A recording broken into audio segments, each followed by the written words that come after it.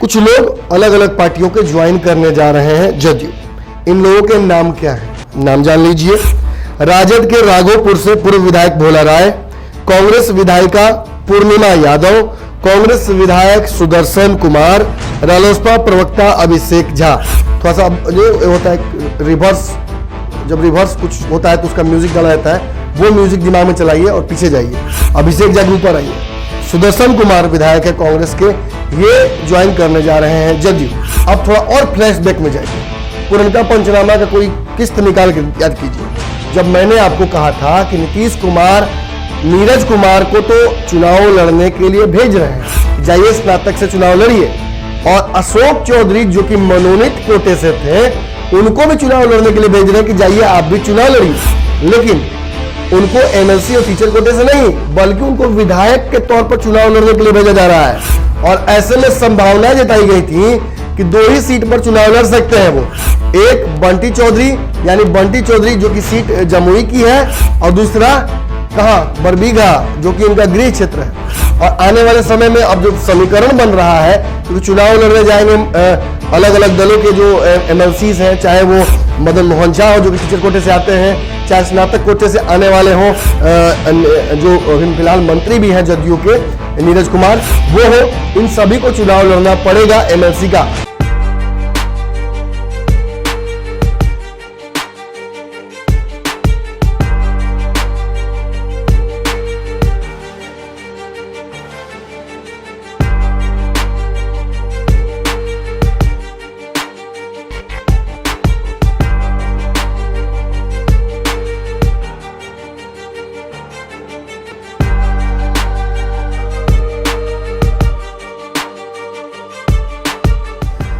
खबरों का बाजार हमेशा गर्म रहता है। इन गर्म बाजारों से हमें मतलब नहीं है।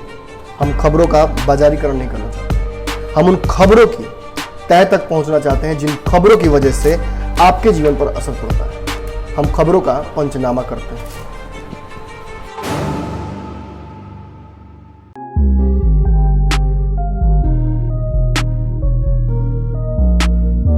तेरी मर्जी मेरी खुदगर्जी, मेरे दिल के चीथड़े तू खानदानी दर्जी।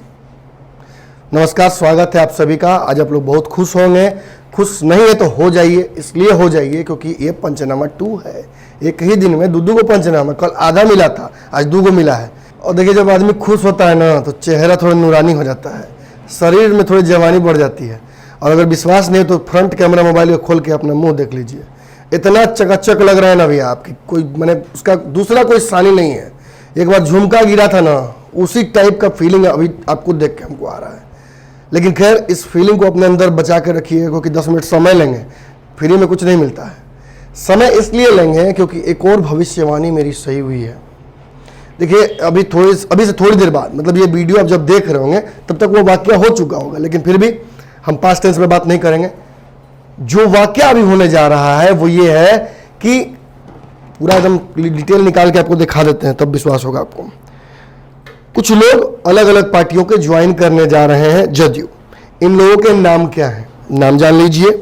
राजद के राघोपुर से पूर्व विधायक भोला राय, कांग्रेस विधायिका पूर्णिमा यादव, कांग्रेस विधायक सुदर्शन कुमार, रालोसपा प्रवक्ता अभिषेक झा।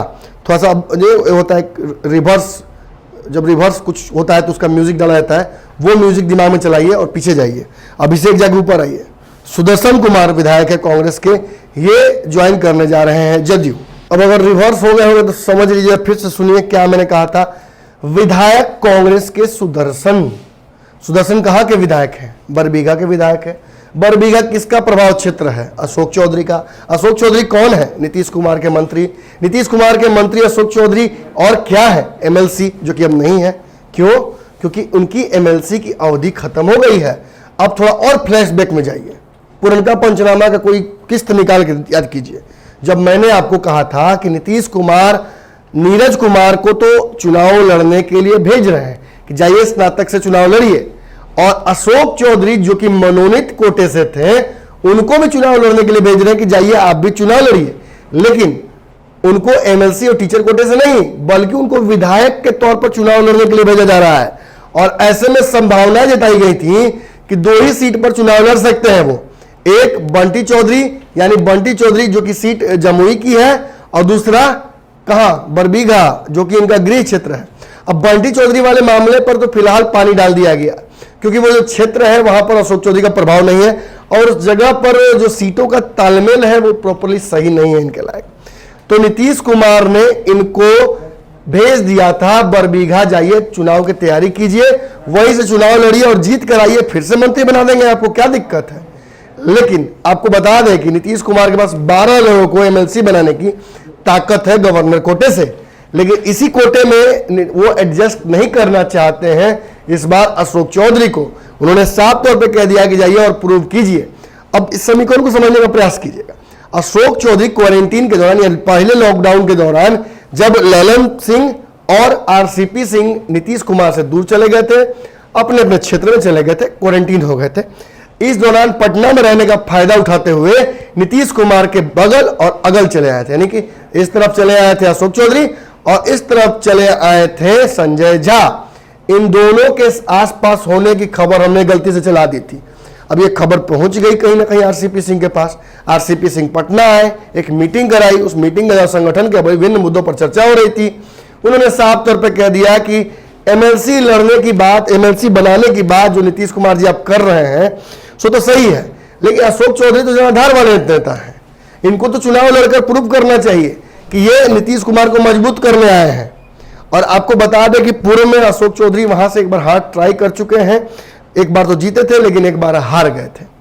लेकिन प्रॉब्लम क्या है कि उस क्षेत्र में सुदर्शन जो है वो अशोक चौधरी द्वारा दिए गए टिकट पर चुनाव लड़े थे, यानी सीधा कोरिलेशन है सुदर्शन और अशोक चौधरी के बीच। जब अशोक चौधरी जदयू में आए थे तो खबर यह थी कि सुदर्शन और उनके साथ साथ बक्सर विधायक मुन्ना तिवारी, जमुई के सिकंदरा के विधायक बंटी चौधरी और कुछ और विधायकों का एक जत्था इनके साथ साथ इस धर्म यात्रा पर निकल सकता है। लेकिन तब सीटों का जो समीकरण था दल बदल कानून के तहत वो सटीक नहीं बैठ रहा था, और तब विधायकों को वहां छोड़ दिया गया कि आप रुकिए, जब समय अनुकूल होगा हम आपको बुला लेंगे। लेकिन अशोक चौधरी को एक टास्क शुरू से ही मिला हुआ था जब वो जदयू में आए थे कि जाइए कांग्रेस के बड़े विधायकों का एक टुकड़ी वहां से तोड़कर इधर ले आइए। लेकिन ये कामयाबी उन्हें नसीब नहीं हुई। क्यों? क्योंकि दल बदल कानून के तहत जो 1/3 या मुझे एग्जैक्टली नहीं पता कितने कितने विधायकों को एक साथ छोड़ना होता है संख्या के आधार पर, वो नहीं पुर रहा था। इस वजह से अशोक चौधरी को छोड़ना पड़ गया इस पूरे जो तोड़ मरोड़ की बात थी कांग्रेस से जदयू में लाने की। लेकिन यह बात नीतीश कुमार नहीं भूले थे और इस बात को आरसीपी सिंह ने याद दिलाई, और फिर यह तय हो गया कि अशोक चौधरी जी एमएलसी नहीं बनेंगे। अभी भी आप देख लीजिए अशोक चौधरी एमएलसी नहीं है, और आने वाले समय में अब जो समीकरण बन रहा है, क्योंकि चुनाव लड़ने जाएंगे अलग अलग दलों के जो एमएलसीज हैं, चाहे वो मदन मोहन झा हो जो कि टीचर कोटे से आते हैं, चाहे स्नातक कोटे से आने वाले हों जो अभी फिलहाल मंत्री भी हैं जदयू के नीरज कुमार, वो हो, इन सभी को चुनाव लड़ना पड़ेगा एमएलसी का। लेकिन अशोक चौधरी मनोनयन के तहत ही चुनाव लड़ सकते हैं और वापसी इनकी हो सकती है। तो उस केस में क्या सुझाया गया? कहा गया कि अब सिकंदरा से या बरबीघा से चुनाव लड़ेंगे अशोक चौधरी, और अशोक चौधरी फंस गए, अपने ही गेम में फंस गए। अब उन्हें चुनाव लड़ना पड़ेगा, और यहीं पे आगे कहीं ना कहीं अशोक चौधरी ने उस जो चाल चली गई थी आरसीपी सिंह और बाकी लोगों के द्वारा, उसका भी काट खोज लिया है। उन्होंने सीधे तौर देखिए अशोक चौधरी के प्रभाव में कई कांग्रेस के विधायक हैं, लेकिन उन्होंने सबसे पहले प्राथमिकता के तौर पर सुदर्शन को बरबीघा से बुलाकर जदयू में ज्वाइन करा दिया है। आज जिस समय यह पैकेज एडिट हो रहा होगा, आप हम बात कर रहे होंगे, तब तक सदस्यता सुदर्शन ले चुके होंगे कांग्रेस की। और देखिए कितना लोग फोन करते हैं, बहुत सारे लोग हमसे बात करना चाहते हैं, जुड़ना चाहते हैं, वो फोन भी करते हैं। मैं आग्रह करेंगे अपनी टीम से कि बात कीजिए, लोगों से बात कीजिए। चुनाव का वक्त है, मेरी व्यवस्था बहुत ज्यादा होती है, फिर भी पंचनामा आपके लिए मैं करने के लिए बार बार आ रहा हूं। देखिए एक संपादक के तौर पर एक बड़ी टीम है, पीछे बैठना पड़ता है, कई बार जानकर भी कुर्सी छोड़कर जो ड्राइवर की है पीछे खलासीगिरी करना पड़ता है, वो करना मजबूरी पड़ जाता है, क्योंकि बहुत बड़ी टीम हमारी जरूर है, लेकिन बहुत ज्यादा अनुभवी लोग नहीं है। अभी बहुत सारे लड़के हमारे यहाँ सीख रहे हैं पत्रकारिता, पहले दूसरे साल में ही अपने पत्रकारिता के, तो ये थोड़ा सा कुर्बानी मुझे देना पड़ता है।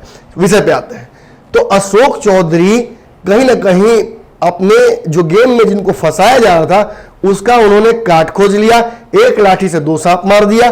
कैसे मारा वो थोड़ा समझाना मुश्किल होगा, लेकिन मैं समझाने का प्रयास करता हूं। बरबीघा से उनको चुनाव लाने की तैयारी थी जदयू की तरफ से, आरसीपी सिंह के दबाव पे, ललन सिंह के दबाव पे, और इसका उन्होंने काट खोजा कि जितने भी विधायक उनके प्रभाव में कांग्रेस के हैं उन सभी को फिलहाल वहीं रहने दिया और लेकर आ गए सुदर्शन को जदयू में। जिस समय हम ये वीडियो देख रहे होंगे, आप देख रहे होंगे, उस वक्त तक सुदर्शन जदयू के खाते में चले गए होंगे और उन्हें वहां से लाने का मतलब ही यही है कि सुदर्शन ही वहां से जदयू के कोटे पर चुनाव लड़ेंगे, यानी प्रत्याशी वही, पार्टी अलग। और इस परिस्थिति में कन्विंस भी किया गया उन्हें कि नीतीश कुमार का एक बड़ा जनाधार है, उस जनाधार का फायदा कांग्रेस को मिला था और इस चुनाव में वो जनाधार कांग्रेस के पास नहीं है, तो क्यों ना वहीं चल जाते हैं जहां 16% जनाधार नीतीश कुमार का था, वहीं चुनाव लड़ते हैं।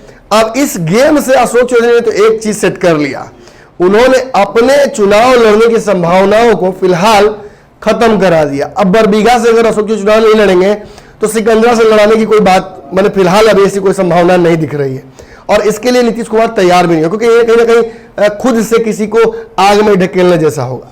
और ऐसी परिस्थिति में हो सकता है कि चुनाव के बाद जिस तरह से नीतीश जी बनते हैं नेता, उसी तरह से अशोक चौधरी भी नेता बने। तो भैया असली चाणक्य तो अशोक चौधरी ही निकले। फिलहाल आरसीपी सिंह और ललन सिंह की जो दाव थी, जो बाजी थी उनकी, वो कहीं ना कहीं उन पर भारी अशोक चौधरी ने खुद पड़ा दी। अगली कड़ी में बहुत जल्दी पंचनामा की मुलाकात होगी। जो मजा है ना इस पैकेज का, ये मजा अपने तक मत रखिएगा, इसको पूरे सब समाज में बांट दीजिए, बांटिएगा तो और मजा आएगा। धन्यवाद। बढ़ाएं अपना कदम सक्सेस की ओर शिखर करियर इंस्टीट्यूट के साथ। शिखर करियर इंस्टीट्यूट पूर्वी भारत में एकमात्र कोचिंग संस्थान जो एक्सक्लूसिवली है मेडिकल एंट्रेंस एग्जाम के लिए।